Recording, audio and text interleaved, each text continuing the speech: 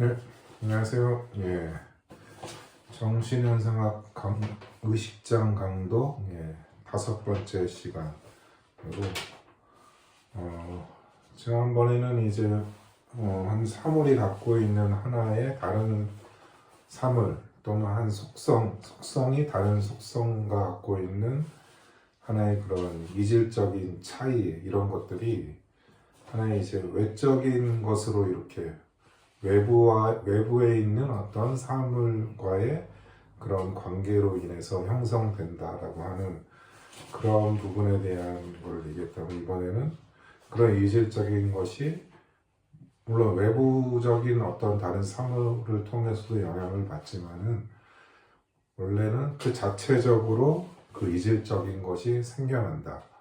그런 것을 오늘 다음 문장이 얘기하고 있는 것을 얘기하는 것으로 나옵니다. 그 부분에 대해서 언급을 진행해 보겠습니다. Jede ist aber hiermit selbst als ein Unterschiedenes bestimmt und hat den wesentlichen Unterschied von den anderen anim. 따라서 각 사물은 스스로 구별된 것으로 규정되고 다른 사물과의 본질적 차이를 자체적으로 갖는다. 다른 사물과의 본질적인 차이를, 이거 차이가 이제 다른 사물과 구별되는 건데 그 차이라는 게 본래 자신으로부터 생겨난다는 거죠. Aber zugleich nicht so, dass dieses eine Entgegensetzung einem selbst wäre, sondern es für sie ist einfach Bestimmtheit, wäre seinen wesentlichen es von anderen unterschiedlichen Charakter ausmacht. 하지만 동시에 이것은 뭐 차이를 지시할 수도 있고 또는 사물도 지시할 수도 있는데, 이것은 그 자체적으로 대립된 것이 아니라 본래적으로 자기 자신에 대한 단순한 규정성이다. 이 규정성은 다른 사물과 구별되는 성격을 형성한다. 여기서 이 베슈팀트하이트 규정성이라는 게 이 문장에서는 핵심 단어로 이렇게 좀 나오는데요. 어떻게 보면 이 규정성은 약간 좀 운명이라는 단어처럼 그렇게 보이기도 합니다. 그러니까 여기서는 뭐 캐릭터라 그래서 일종의 뭐 성격의 형성 또 이렇게도 또 보이기도 하는데, 하지만 헤겔은 이 규정성이 다른 사물과의 차이를 이제 내포하고 있지만, 이제 다른 사물과 그 자신 스스로가 하나의 차이를 형성했다고 해도 이것은 이제 다른 사물과의 또 차이를 또 내포하고 있는 거죠. 하지만 이런 규정성 자체도 모순을 갖고 있어서 이것도 이제 지향되는 것으로 이렇게 본다고 합니다. 그러니까 이제 뭐 하나의 규정성, 나는 하나의 규정성으로 나는 만약에 그냥 빨갛다라고 한다면은, 만약 그런 식으로 이렇게 규정을 한다면은 이 규정된 것이 고정된 것이 아니라 이것도 폐지되고 다른 걸로 이렇게 바뀔 수 있다는 거죠. 그래서 어떻게 보면은 이런 빨간 게 파란색으로 바뀌는 식으로 하나의 반성을 통한 하나의 이제 어떻게 보면은 자기 분열을 감당해야 되는 이런 주체로도 그려지고 있는데요.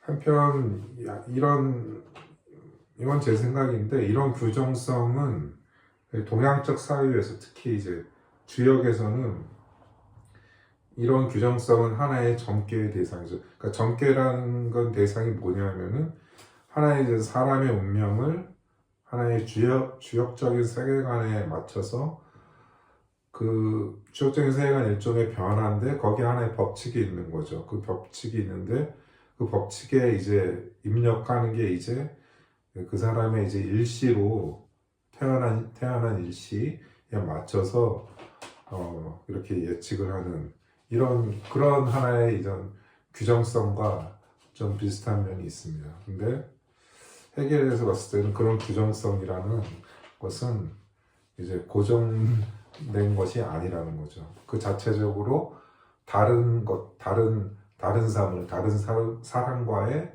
어떤 차이를 이렇게 형성을 하지만은 그것 자체가 하나의 고정되는 것이 아니라고 하는 겁니다.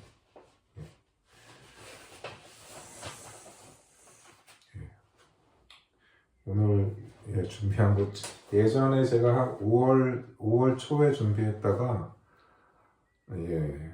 뭐 끊긴 거를 거의 한 10며칠 지나서 이렇게 또 방송을 했습니다.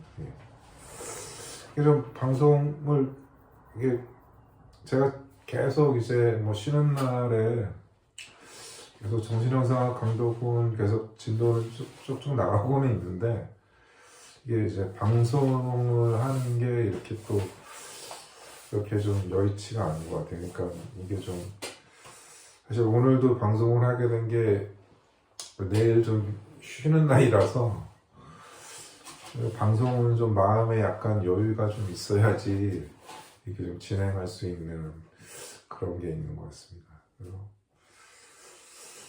이렇게 뭐 해겔 정신현상학을 비롯해서 요즘에는 주로 이제 그 도서관에서 해겔 서가 쪽만 주로 이제 그쪽에 있는 책만 이렇게 보고 있는데 뭐 사실 뭐 이렇게 공부하는 게 뭐 사실 이렇게 무슨 의미가 있는가 그런 뭐 회의감도 들곤 하지만은 근데 사실 이런 공부 그러니까 특히 뭐 이제 이 해겔의 정신현상학을 비롯해서 이런 공부를 하는 게 만약에 제가 여기 독일에 오지 않았다면은 결코 오래전에 중단됐던 해겔 정신현상학을 읽을 일도 없었을 것이고 그걸 가지고 이렇게 또 방송을 할 그럴 계기도 아마 없었을 거라고 봅니다. 그래서 매우 이렇게 띄엄띄엄 나가긴 하지만은 이것 자체가 저한테는 굉장히 일단 여기 제가 독일에 있는 이상은 사실 뭐 일하고 뭐 이렇게 출퇴근하고 이런 생활에서 그래도 이 공부가 제 나름대로는 하나의 또 추진력 동기가 되는 이 생활에 그런 부분이 있다라고 보면서 가능한 제가 좀 강독도 하지만은 뭐 제가 공부하고 있는 부분을 좀 공유를 할 수 있게 그렇게 좀 많이 좀 준비를 좀 해보도록 하겠습니다. 사실 뭐 아직도 지금 의식장을 일반하고 있는데 사실 매번 뭐 전반에도 저도 얘기했지만 볼 때마다 이렇게 좀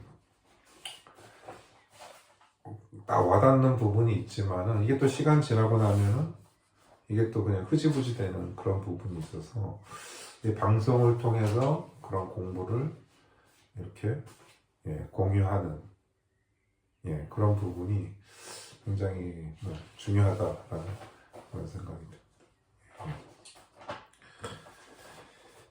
오늘은 뭐 이 정도로 하고요.